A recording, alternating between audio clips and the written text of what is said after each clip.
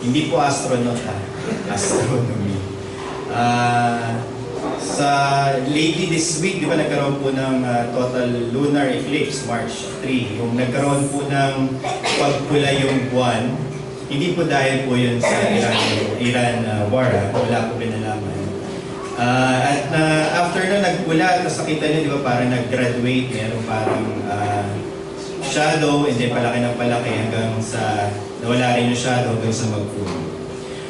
Dalawang bagay yung counter-intuitive na na-realize ko nung nag-aral ako or tinry kong maging hobby yung astronomy. Yung isang pinaka naging counter-intuitive sa akin is, akala ko nung una, ang buwan panggabi lang. At ang araw, at alam naman natin ang araw, sisikat, umaga, tapos sa hapon, magseset. So in-expect ko, yung buwan, ganun din. Sisikat siya pagkagabi, tapos pag magbubukang liwayway, dapat nakaset na. Apparently, na-realize ko, which is, kaya nakakapag-moonshoot ako pagka umaga, kahit tanghali, kasi sumisikat ang buwan kahit hapon. So hindi naman hapon, siguro mga pinaka-the best bago magtanghaling tapat. So may moon sa madaling, may moon kahit maliwanag. Isa yung sa mga counter-intuitive, kaya sabi ko, okay, may moon pala kahit maliwanag. Pero kapag po full moon, yung full moon, kasi kita mo lahat, full yung moon, lalabas, kaya siya full moon, sa gabi lang talaga siya lalabas. Mula pagdalim hanggang sa matapos yung maghapon ng meaning daptaan, bago mag-dawn, nandun yung moon. Pero kapag yung new moon, yung fully covered, dan po yung new moon. Hindi, no? Ayaw nyo na. Hindi, new moon. Yung new moon, ayaw nyo na, no? Ayaw nyo na ako pakinggan. New moon, kapag yung mga anak ko, ayaw ko pakinggan yan eh. Ngayon na lang, pakinggan nyo. Intro ko to, intro. New moon, lalabas, hindi mo makikita yung moon actually. Ibig sabihin, kahit sa gabi, wala yung moon. So yun yung mga counter-intuitive. Another is, dalawa yung akala ko, napansin nyo ba, yung pala ang tanong ko, napansin nyo ba na yung moon, laging yun ang nakatapat sa atin na face niya. Na doon ko lang nalaman din yung sa Transformers nanonood ba kayo ng Transformers? Yung Dark Side of the Moon, merong face ng moon na hindi na talaga natin nakikita dito sa perspective na to. Counter-intuitive yun. Iniisip mo, kung umiikot ang Earth sa Sun at umiikot yung Moon sa Earth, dapat nakikita ko rin yung other side ng Moon. Apparently, based dun kay ChatGPT, kanina ko lang ChatGPT. Kasi kailangan ko ipaliwanag sa inyo, baka magkabali ako. Apparently, lumalabas, kaya laging yun ang nakikita natin na side ng Moon is parehas yung rate ng spin ng Earth with the Moon at yung Moon itself na umiikot sa sarili niya. Anyway, I don't know if I explained it right, but bottom line, since parehas yung rotation ng Moon dun sa Earth at the way the Moon rotates on its own axis, laging synchronized. Isa yung nakikita natin na face ng Moon. And it's counterintuitive kasi may mga bagay kang ine-expect pero hindi yun ang madalas na realidad. Same with providence. Maraming mga bagay tayo bilang mga tao na ine-expect na dapat ganito dapat ganyan. Ine-expect ko ito dapat kapag ginawa ko to ganito. And one way or the other, lalo sa mga Kristiyano, pinalaki tayo na sumusunod tayo, mabait tayo, at maraming mga tinuro sa atin yung ating mga magulang na dapat. At inisip natin, pag ginawa ko to, dapat ganito rin. And somehow, one way or the other, part of being a Reformed Christian, one of the things na natutunan ko, may mga bagay dapat, pero hindi yun ang nangyayari. Therefore, it becomes counterintuitive. Ang isa sa mga tanong na natutunan ko na sagutin, mula sa banal na salita na counterintuitive sa akin is, tunay ba talaga na gumagalaw ang Diyos ay kabubuti ng kanyang mga hinirang? Bakit may mga nangyayari sa buhay ko na hindi ka nais-nais? Hawak ba talaga ng Diyos ang lahat ng bagay, ng mga panahon at ang lahat ng lugar? Kasi it is counterintuitive. Kasi kung hawak ng Diyos lahat, dapat walang nangyayari ganito. Dapat walang ganito. Dapat. At inisip natin, paano ang kasalanan at ang kasamaan na mamayagpag? Gera lang ng US-Israel sa Iran.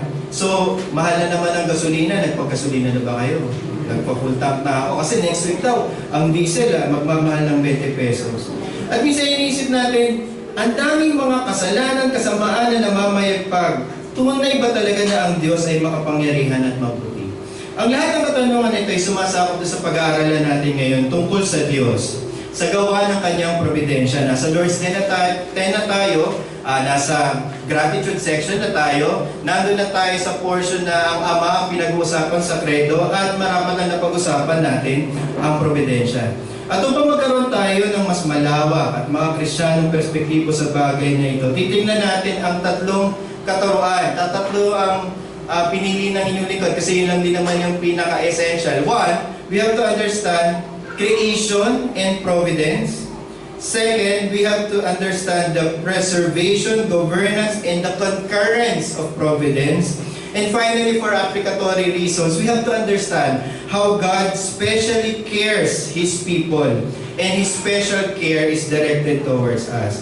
And for this short study, and it is a Lord's Day catechetical study, so alam natin na may question and answer, but I want to deal with those three major sections because those are the three counterintuitive things na Scripture has to teach us and to embed in us so that kapag natutunan natin siya, when circumstances are there already, we will be able to respond appropriately. So we pray for the Holy Spirit's guidance. We pray that with this knowledge, we'll be able to have those things implemented in our lives and as we progress in our holiness. Let's all bow our heads and let us pray. Our dear Heavenly Father, thank you for your providence. Thank you for your divine work of creation. And now as we understand your providence, may we be able to accept. May we be able to realize that everything happens to us not by chance but by the guidance of your fatherly hand. That you always wanted the good for us because you are our good God. So we pray, O God, as we understand these things, as we ponder on these things, may we be able to understand them by the work of the Holy Spirit in your people. In the name of your Son, Amen. At upang tayo magkaroon ng tamang konteksto tungkol sa providensya, mahalaga na maintindihan muna natin to in the context ng creation, na ang Diyos na ating sinasamba, ang Diyos na may hawak ng lahat, ang siyang lumikha ng lahat. Tinuturuan tayo ng banal na kasulatan na bagamat ginawa niya ang lahat na kanyang nilikha, ang kanyang nilikha ay hindi isang bagay na siya mismo bilang Diyos ay umaasa dito. One of the characters of God that we can draw out from creation or yung doctrine of creation na kapag pinag-uusapan natin na ang Diyos na ating sinasamba, ang Diyos na ito na lumikha ng lahat ng bagay, bagamat nilikha niya yung bagay na yon, hindi siya umaasa doon sa lahat ng mga bagay na nilikha niya. Ang ibig sabihin nito, walang anumang bahagi ng kanyang pagka-Diyos ang maituturing na naibahagi sa kanyang nilikha. Sa halip, ang buong sanlilikha, counterintuitive, ang nakasalalay sa Diyos, pabaliktad. Tayo ang nakasalalay sa Kanya, hindi siya kahit kailan nakasalalay sa atin. Nalaman at maunawaan natin ito sa pamamagitan ng isang partikular na talata. Ibig sabihin, we approach this theologically muna. Ibig sabihin, meron na tayong framework of theology. We're trying to understand it from a contextual point of view ng verse. So let us read Exodus 3. And Exodus 3, ang sinabi at aking babasahin, encounter between God and Moses. Ngunit sinabi ni Moses sa Diyos, pagdating ko sa mga anak ni Israel at sasabihin ko sa kanila, sinugo ako sa inyo ng Diyos, ng inyong mga ninuno, at sasabihin nila sa akin, ano ang iyong pangalan? So, tinatanong ng bayan ni Israel kung sino itong Diyos na pinadala o nagpadala kay Moses. And you have to understand, medyo hindi rin proper na tinatanong nila yung pangalan. Most likely, dahil hindi nila kilala ang Diyos. Alam nila na may Diyos, sila yung mga Israel, lumaki sila sa lipi ni Abraham. Imposible hindi nila kilala ang Diyos. Pero this particular context, they are asking a special revelation. Naintindihan niyo po, hindi hinihingi yung general conception, but rather a special revelation of who God is. At anong sasabihin ko sa kanila? At ang sinagot ng Diyos kay Moses, ako ay si ako nga. At ako ay si ako nga is actually, of course, a direct translation, essay. So, ibig sabihin, pag pinag-uusapan dito, it becomes parang a tautology. Ako ay si ako nga. Ako equals ako nga. Okay, so ang kanyang sinabi ganito ang sasabihin mo sa anak ni Israel, sinuga ako sa inyo ni ako nga, si I am. At sinabi ng Diyos kay Moses, ganito ang sasabihin mo nga sa anak ng Israel, sinugo ako sa inyo ng Panginoon. Ang Diyos ng iyong mga ninuno, ang Diyos ni Abraham. Ayun, meron ng personal relation. Abraham, Diyos ni Isaac, Diyos ni Jacob. At ito ang pangalan magpakailanman na itatawag niya sa aking lahi. And basically, that's how the tetragram ng Yahweh, o yung Yod, yung Yahweh itself. Yung tatlong letra na yon. Yun. Mamaya, maisip ko yan. So, Yahweh. So, yung tatlong letra na yun, yung tinatawag na ako nga. Pero, ibig sabihin, may way to explain yung name. It's not just a name. It tells us that this God whom they serve, or the one who delivered them out from Egypt, is the only God that can say this, I am. Ang pangalan nito ay nagpapaliwanag sa atin na ang Diyos mismo ay si ako nga. And what can we draw out from this theologically? Ang term is aseity. Ase kasi sa atin. Aseity. And what do we mean? Siya ay mula sa kanyang sarili. Okay, so tatanungin kita, sino ang nanay at tatay mo? Si ganito, si ganyan. Sino ang nanay at tatay ng nanay at tatay mo? Si ganito, si ganyan. Sino ang nanay at tatay hanggang sa umusad tayo at kanila lang din tayo pupunta. Sino ba ang pinakapinuno ng lahat? Hindi si Abraham. Si Adan at saka si Eva. And at the end of the day, at sasabihin ni Eva at Adan, kanino ka nagmula? Nilikha kami ni Yahweh. Pero pag tinanong, at alam mo naman ng mga bata, sinong lumikha kay Yahweh? Doon po yung sinasabi natin na tumitigil na po yung tanong because you've already crossed the line between creation and the Creator. The Creator is a self-existing being. Wala siyang pinanggalingan, wala siyang patutunguhan, siya ay sa kanyang sarili lamang. Kaya nga, asay, mula sa kanyang sarili. Ito yung tumutukoy sa isang ganap na kalayaan. Bakit siya malaya? Sapagkat wala siyang dinedependahan kahit kanino. He doesn't depend on anything. Walang kailangan magbigay sa kanya ng enerhiya. Walang kailangan mag-push sa kanya. Hindi kailangan siyang isustain ng kahit anong sino man, maliban sa kanyang sarili. Hindi siya umaasa sa sino man at ano pa man upang umiral ang kanyang buhay, kundi siya ang nagpapairal ng kanyang sariling buhay. At ang sino bang salalay na kanyang nilikha, lahat ng iyon sa kanya lamang kumukuha ng pagpapairal ng buhay. Tinuturo nito ang isang katangian na hindi maaaring taglayin ng sino mang nilikha. Yun yung tinatawag natin na we draw a sharp line between the Creator and the creation. That distinction separates God. Ako'y ako nga. Siya lang ang may karapatang sabihin yun sapagkat siya lang ang nabubuhay ng sa kanyang sarili. Ang pagkakakilala sa mahalagang katotohanan ito ay tumutulong sa akin upang maunawaan na walang kailangan ang Diyos sa anuman sa kanyang nilikha. Ulitin ko po, walang kailangan ang Diyos sa lahat ng kanyang nilikha. Yung idea na yun na hindi siya nangangailangan runs contrary to the Greek gods of old. Kasi the pagan god, si Zeus, and kung hindi ko lang alam kung napapanood or napanood nyo na yung mga story, probably sa Greek mythology, he envies or he desires the prayer of his people. Tama? Naalala niyo yung ganong klase mitoloya na si Zeus mismo, gustong-gusto niya na nagpapadala siya ng mga dilubyo, nagpapadala siya ng mga natural disaster for the reason that Zeus wants that these people pray for him. Na sumasamba sila sa kanya at nananalangin sila sa kanya kasi nararamdaman ni Zeus na importante siya. Umiira na ganitong konsepto ng Diyos na mali sapagkat alam natin na walang kahit anumang pwedeng magbigay sa Diyos na makapagpupunan ng kanyang mga pagkukulang o sa kanyang puso. Ang Diyos ay Diyos. Siya ay ganap na self-existent, and because self-existent siya, malaya siya. Ibig sabihin, yung kalayaan niya ay hindi niya kailangan ng kahit anuman para mabuhay sa kanyang sarili. Kaya kapag pinag-uusapan ang creation, Mahalaga na makita natin ito sapagkat it distinctively separates God's being from all of us. Ito yung tinatawag natin na transcendental quality ng Diyos. Na kapag pinag-uusapan natin yung transcendent, hindi mo kahit kailan bilang nila lang na maaari mong maintindihan, maabot. Pero paano natin naintindihan? Only by divine revelation. Sino ang nagsabi sa atin? Si Yahweh mismo. Tama? Hindi natin kayang maunawaan anong ibig sabihin nun, pero alam natin, primarily because sinabi niya na siya nga ay siya nga. Ibig sabihin, self-existent siya. Ngunit gayon pa man, kasi pagka naisip natin, okay, so sa kanyang sarili, wala namang pangangailangan siya sa atin. So, paano nangyayari na may probidensya ang Diyos sa atin dito sa lupa? Ibig sabihin, pwede niya na tayong pabayaan. Tama ba? Ibig sabihin, katulad ng mga Greek gods, kapag nagaling sila at kapag sila ay nayamot, aalis sila, papabayaan na lang yung lahat ng kanilang nilikha.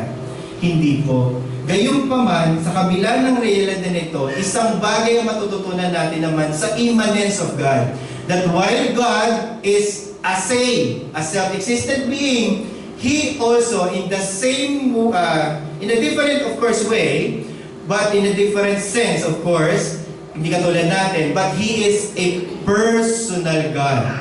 He is a self-existing God, but He is also a personal God. Siya ay ganap na nananahan sa loob ng isang personal na realidad ng Diyos Ama, Diyos Anak, at Diyos Espiritu. Although, pag iniisip natin, we can explain this in a sense na kung ikaw ay personal sa ibang tao, pwede rin ang Diyos ay personal sa kapwa niya, Diyos. Pwede, may konting relasyon, pero of course you have to understand it in an eternal and infinite matter, therefore hindi rin natin yung ma-attend. So ibig sabihin, kahit na nagko-communicate sa atin yung attribute na yun, one way or the other, it doesn't yet touches upon dun sa kind of personal relationship na meron tayo. May mga sinasabi ang mga scholar at ang mga theologians na super personality. Pwede, pero baka isipin natin we're trying to put some, idea of a humanity to God. But at the end of the day, what personal being means is that He is involved in our lives. He will never and always be present in our lives. Mula dito ay voluntaryo niyang ibinababa ang kanyang sarili. Ibig sabihin siya mismo ang nagko-condescend para sa atin upang maintindihan natin ang perpekto niyang kalooban at talayunin sa atin, at ito ay sa pamamagitan ng kanyang pagpapasya na siya mismo ang magiging involved dito sa ating mga affairs dito sa lupa. Ipinapahayag ng kanyang walang hanggan at hindi nagbabagong pagpapasya o yung decree na hindi lamang sa pamamagitan ng gawa ng paglikha, kundi sa gawa ng probidensya, mai-involve siya sa atin. And minsan iniisip mo, bakit para saan? How does it then affect us now that we are in the church? Primarily because our own salvation, the very story of redemption, is actually by providence of God.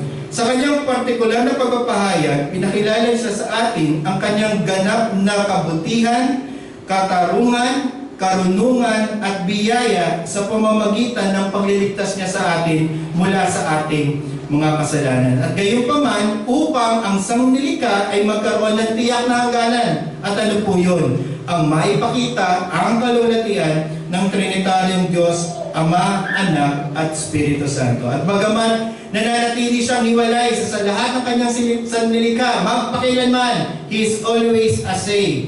Ang Diyos na lumikha sa atin ay gumagawa sa pamamagitan ng dalawang bagay na ito. Yung paglikha niya at yung kanyang providensya. Mahalaga na maunawaan ito upang maalis sa atin ang anumang tinagalog ko. At English na lang, pantheistic understanding of who God is. Pastor, ano ibig sabihin ng pantheistic? It's actually very Asian in our understanding. Mamaya deistic, pero yung pantheistic means na everything that God created is God. So lahat na nakikita natin is God. Kaya dati naaalala ko, hindi ka pwedeng umihi sa puno na pinutol. Umihi po ba kayo sa puno na pinutol? Yung puno, kasi dapat sasabi ka tabi-tabi po dulo, di ba? Kasi baka, ibig sabihin, hindi ka pwedeng sumakit ng kahit anumang mga bagay tulad ng hayop o halaman and everything. Because one way or the other, animism kasi yung pinanggalingan natin. Kaya lang, ang problema po dito, that makes this God whom we worship, an impersonal God, na para bang si Mother Nature, nandyan siya rin yan. Yan din ang Diyos natin. Gayun naman, ito rin ay bagay na bumabangga sa pangunawa ng karamihan, lalo na sa modernong mundo, na ang Diyos natin ay lumikha pagkatapos iniwanan lang niya ang lahat ng kanyang nilikha. Ito po yung sinasabi natin na deistic conception of God, kung saan may tuturing na ang Diyos ay isang absentee landlord. Kung saan hinahayaan lang niya kanyang nilikha na automatikong gumana sa pamamagitan ng batas ng kalikasan at walang sustentidong kapangyarihan na nagmumula sa kanya. It's tempting actually. Nung tinikin ko po yung hobby ng pag-observe ng universe, clockwork po pala talaga. Halimbawa po, sinabi ng NASA, ano ibig sabihin ng NASA? Hindi pag na NASA ha? Yung NASA, yung agency, okay? Pag sinabi ng NASA na ang araw ay nasa ganitong posisyon ng ganitong minuto, segundo, oras, andun nga.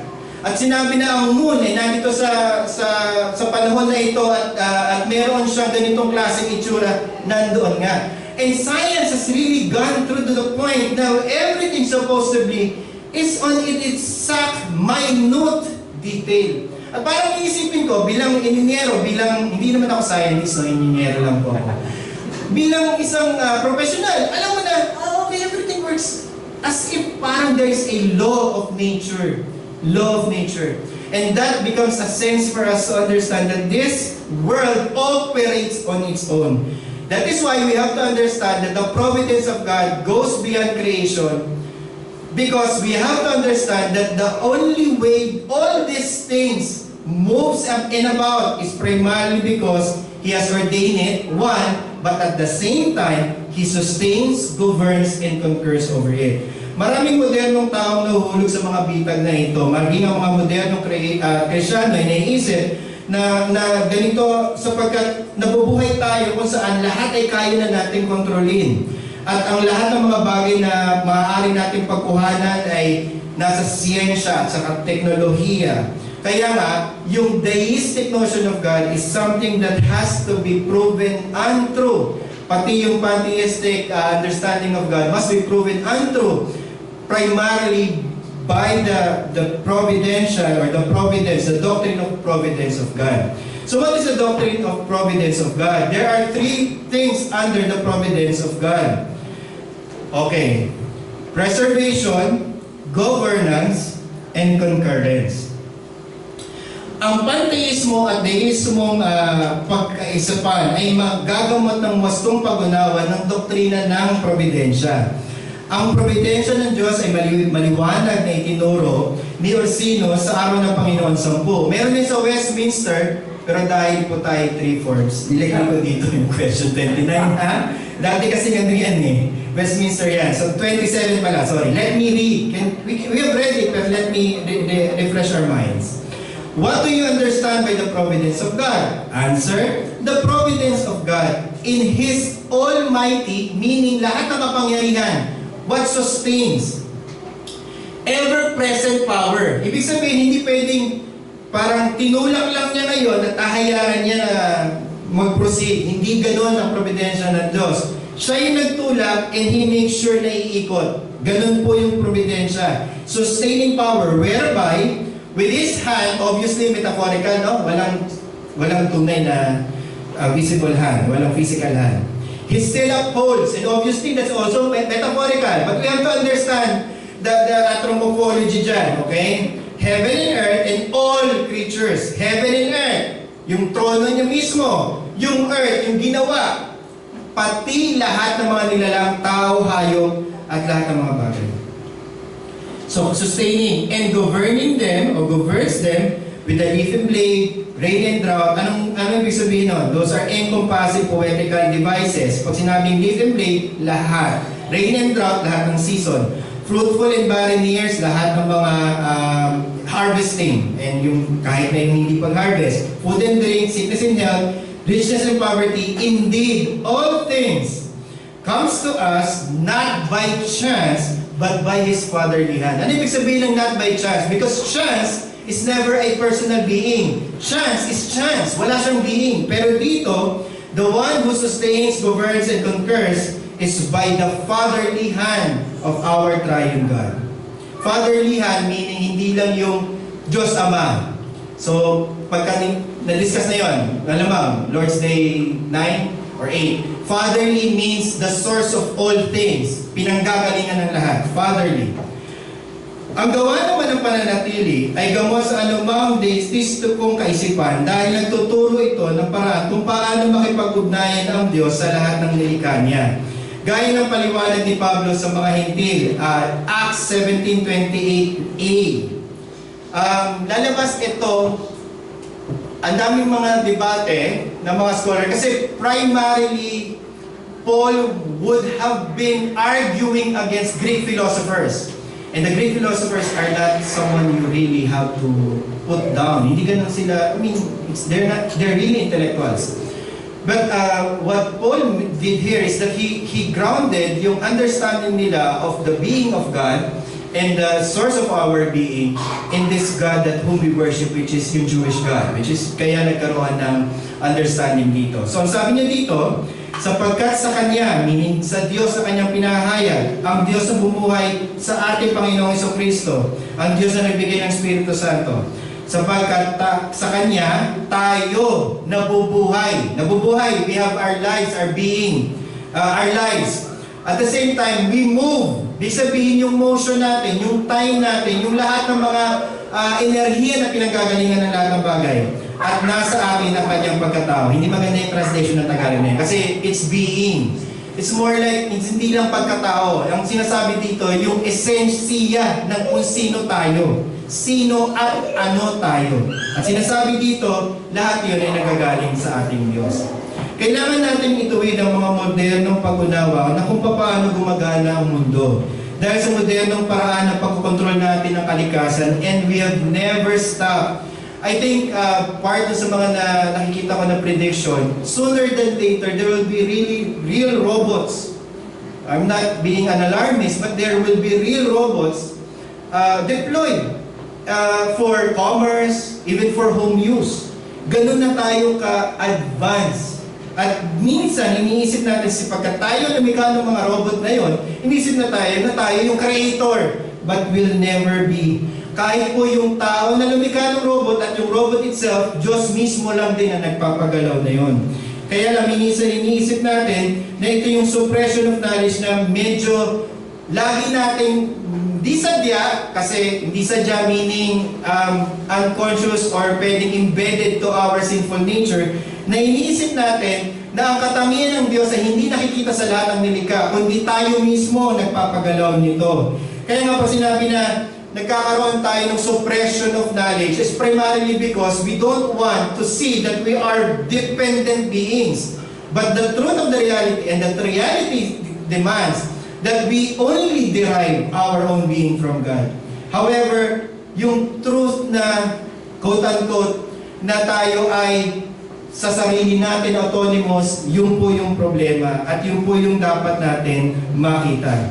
Bagamat ang kaalaman ito ay pinipigilan ng mga makasalanang tao, ito ay tunay na kaalaman na bagamat iniisip natin na walang Diyos, actually, it's contrary to us. It's counterintuitive because we ourselves have a being. And kung meron bang being po yung robot na yon, lalabas yung being na yon. Actually, wala siyang being. Yung movement na yon is nanggagaling lang din sa Diyos. Sapagkat makikita natin na sino mang mga bagay na nilikha ay kahit kailan ay hindi magkakaroon ng sarili niyang pag-sustain sa kanyang sarili, maliban na lamang sa Diyos.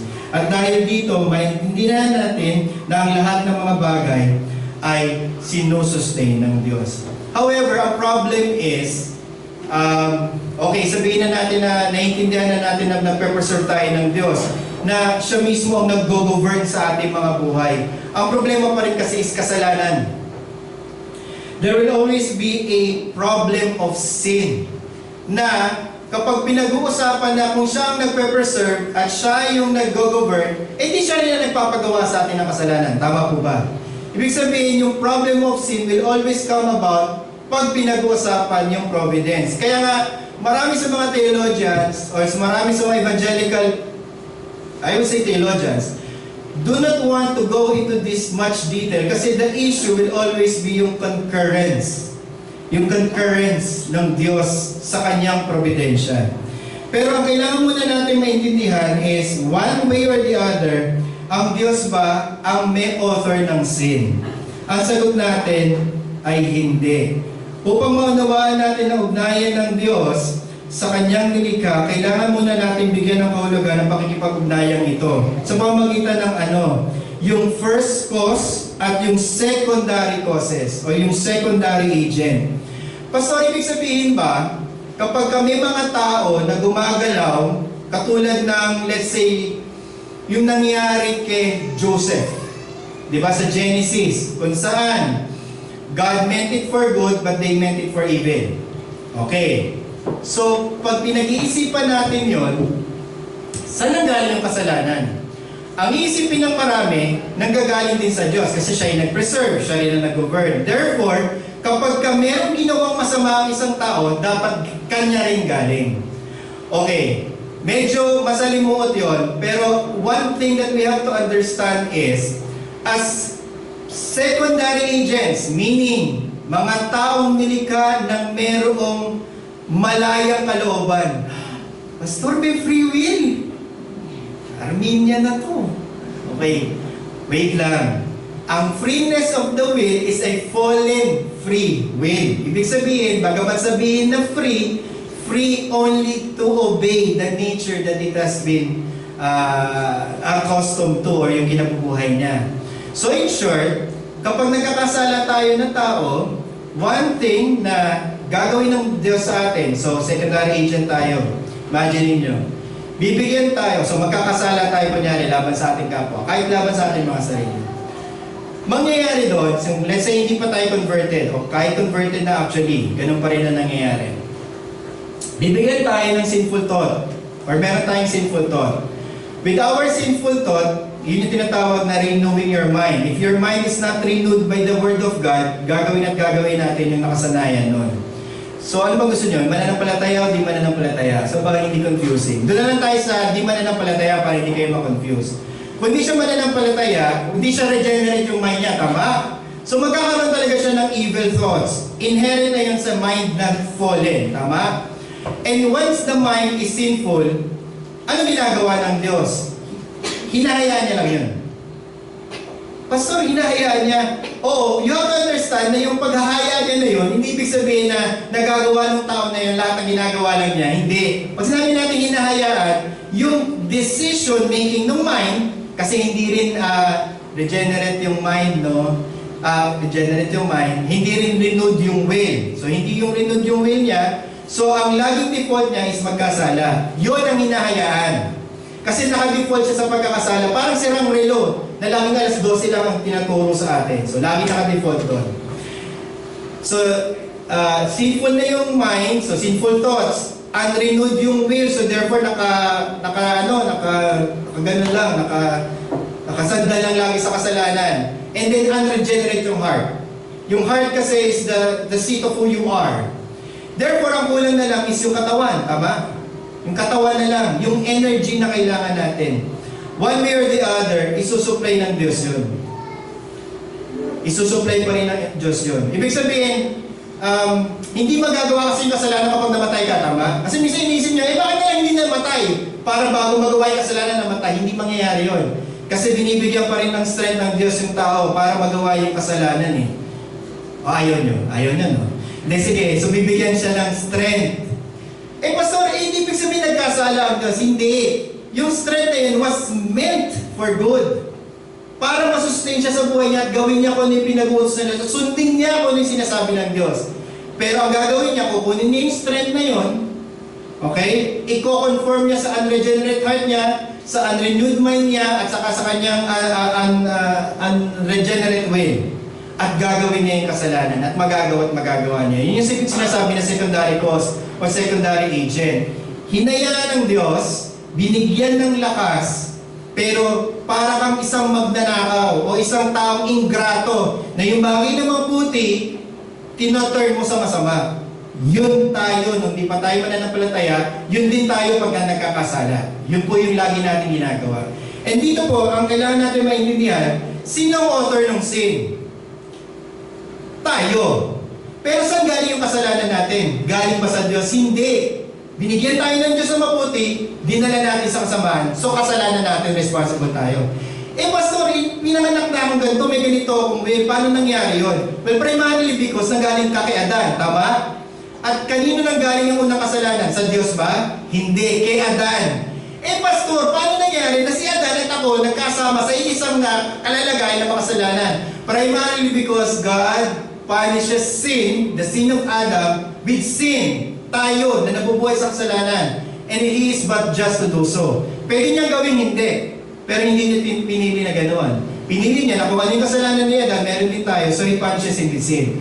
So at the end of the day, tayo pa rin ang may kasalanan. At the end of the day, lalabas yung mga bagay na mabubuti, tinitake natin at ginagawa natin masama. At sa una at pangalawang sanhi, nananatili ang soberanya ng Diyos.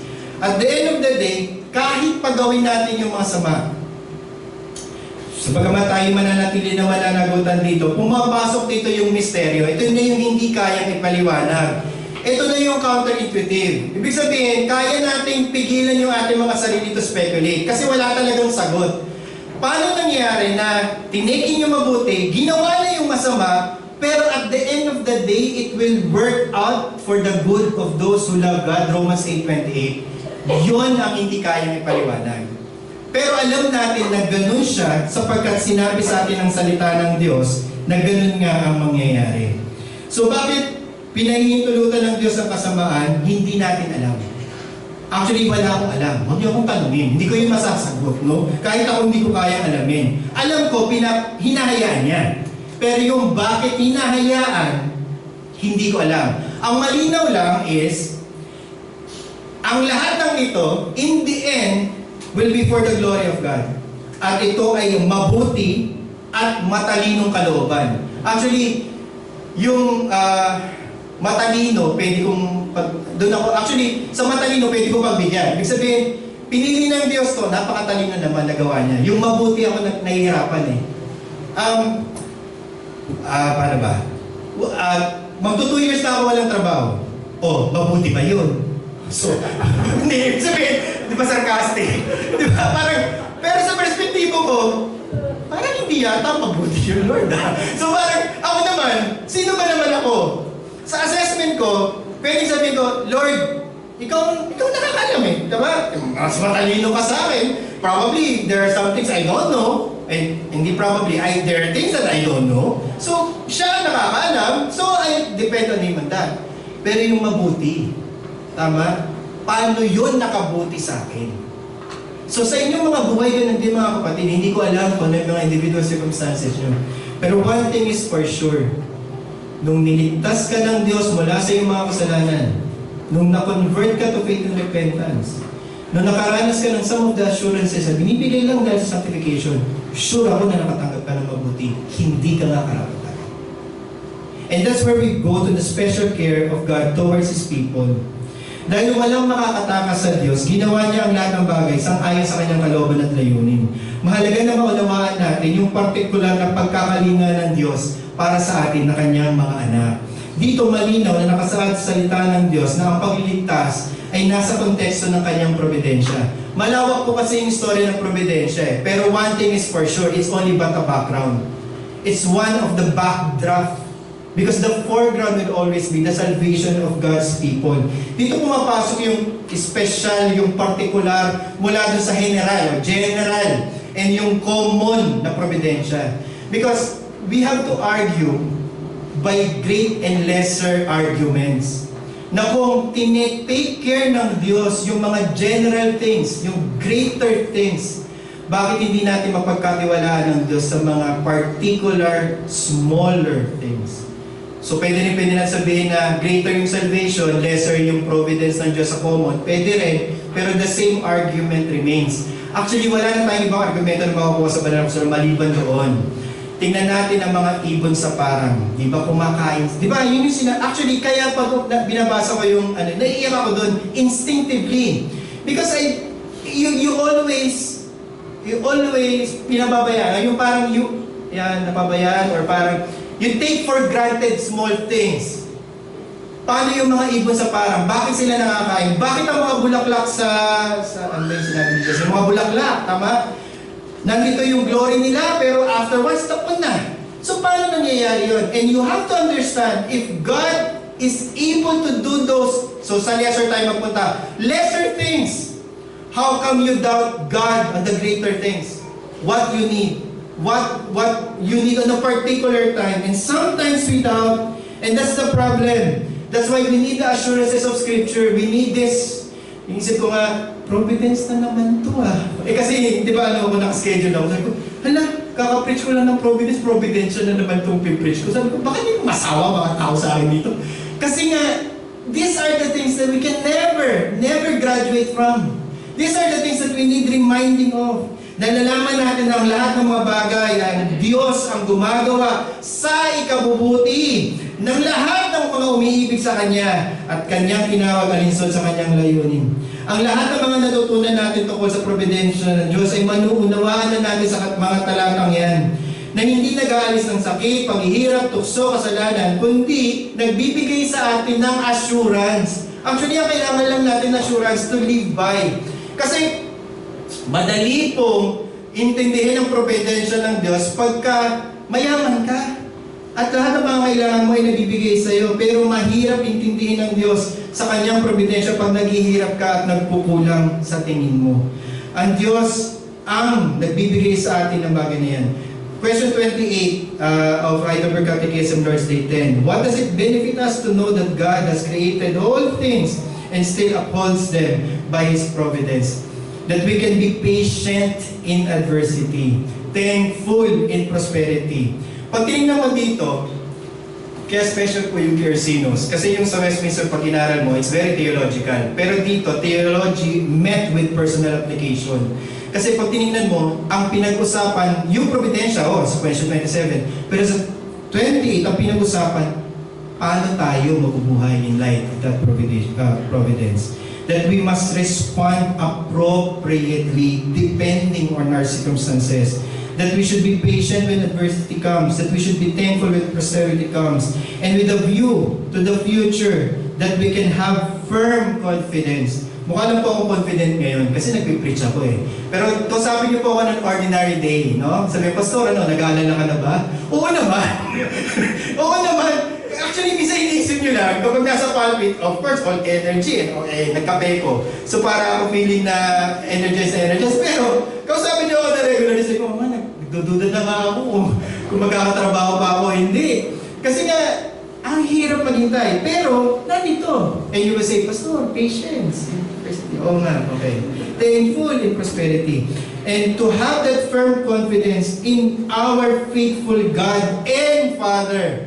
Father meaning not just the Father, the person, yung isa lang, but the triune God, the one who gives everything to us, that no creature can separate us from the love. From His love, and all creatures are so completely in His hand, that without His will, that cannot so much as move. Ang pag-unawa natin na ang Diyos ang nagtakda ng hangganan para sa Kanyang bayan, ay nag-aalis sa atin ng pagkabalisa at naghahatid sa atin ng isang perspektibo na kabagamat merong mga panahon na pagkukulang, may panahon na hindi natin alam kung anong mangyayari kinabukasan, ay makakaasa tayo sa pangako niya na ito, na siya na hindi ipinagkait ang kanyang sariling anak. Greater. Gets kasi kanina nag-shift So, pero ito, ang greater, lesser argument is yung greater yung binigay sa atin, ang kanyang anak. Kundi binigay niya sa ating lahat. Okay? So yun po yung premise, greater. And the argument goes, rhetoric lang to, question pero answerable to with assurance. Bakit naman hindi niya ibibigay sa atin nang walang bayad ng lahat ng mga bagay. That's lesser. So actually, minsan iniisip ko, paano pa kaya hindi mananampalataya? No? Kung minsan iniisip mo, kaya pala may mga tao na didepress, may mga tao na to a point na sobra sila apektado ng lahat ng problema nila, hindi na sila makafunction in society. Na minsan iniisip ko, kasi ganun pala talaga.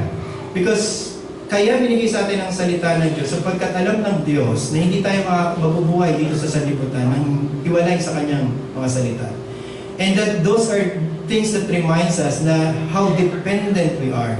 Even knowing providence as a doctrine, and yet when time comes, alam natin na itong mga talatang ito mabibigay sa atin ng buhay. Ulitin ko po, siya na hindi pinagkait ang kanyang sariling anak. Actually, na-spoil na po ito ni Pastor Kimby kanina eh. Ito yung argument din niya kanina. Okay? Pero nandito sa teksto ko, so sabihin ko na rin. Na hindi nga niya pinagkait ang kanyang sariling anak, kundi binigay nga niya sa atin ang lahat. Bakit? Ano yung lahat? Lahat ng benepisyo kay Kristo. Si Kristo na mismo, yung price, infinite value, nung blood, nung benefit na meron si Christ sa kanyang anak. Greater yun. Bakit pa natin iniisip na hindi niya ipagkakaloob yung mga mas maliliit na bagay na walang bayan sa lahat ng mga bagay na ating pangangailangan dito sa lupa? Yung mga temporal na ating pangangailangan. And gives us an encouragement knowing na kung tayo tunay nga na mananampalataya, bagamat tayo'y nagdadaan sa mga panahon na mas mabigat sa atin yung probidensya kasi alam natin na minsan wala o minsan hindi natin lang kung saan natin kukunin. Makanalangin tayo sa Diyos na tayo bilang mananampalataya ay hindi niya kahit kailan pagkukunamin. Kaya nga mga magulang at kapatid, sa pag-aalala sa atin ng bawat mabuting bagay o kahit mga hindi mabubuting bagay na nangyari sa atin ngayon, makaasa tayo na lahat ng mga ito ay para sa ating kabubuti. Sapagkat ang lahat ng kabutihan, sa lahat ng kabutihan, ang Diyos mismo ang magtitiyak na walang bagay na makapag-iwalay sa atin sa Kanyang pag-ibig at sa Kanyang mapagpalang kamay. Na sa kabila ng kahit anumang masamang bagay na nangyayari, magkakaroon tayo ng kapayapaan sa ating mga kalooban na tatagpuin ng Diyos ang lahat ng mga bagay upang ang Kanyang mabuting kalooban at pangitain ang mangyari sa ating lahat. Dagdag natin ang pagpapalang ito mula sa salita ng Diyos sa ating mga buhay. Magandang araw ng Panginoon po sa atin.